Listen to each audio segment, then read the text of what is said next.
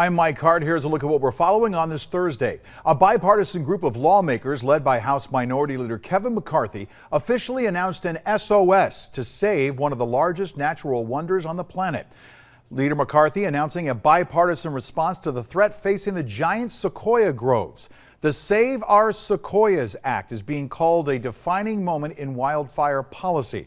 McCarthy said since 2015, 85% of the sequoia groves have burned, with 20% of those being wiped out. Now, if no action is taken, experts estimate the sequoias could be completely decimated over the next 25 years. McCarthy says this bill seeks to immediately address imminent threats to the sequoias through scientific analysis and providing land managers with what they consider to be critical new tools and resources in order to save them. City officials want to know what you think the future should look like in East Bakersfield at a town hall meeting tonight to start planning the first of many prosperity neighborhoods. The city of Bakersfield will use Measure N and federal funding to begin, quote, significant investments in historically disadvantaged neighborhoods. It's at the Boys and Girls Club on Niles. It starts at 6:30.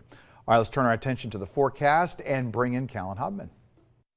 Good morning. I hope you stayed cool and also dry yesterday with those thunderstorms. Still some chances of thunderstorms today, mostly for our mountains and deserts. Not as widespread as it was yesterday. Now, we do see that clear out going into the weekend, but we do heat up over the weekend, getting into those hundreds, and we're staying in the triple digits going into next week as well. So we're starting to see that consistent heat as we get into this heat wave coming through. As for our mountains, so again, chances of that rain and thunder and lightning today, lesser than yesterday, but still a chance. Of course, we'll monitor that because that lightning does have that fire threat associated with it. We're in those 80s and 90s today. Those temperatures go up a bit over the weekend. On Monday, we could even see those hundreds for Lake Isabella. Slight dip going into Tuesday and Wednesday, but definitely still warm. By Wednesday, though, we'll be in those mid 80s and 90s.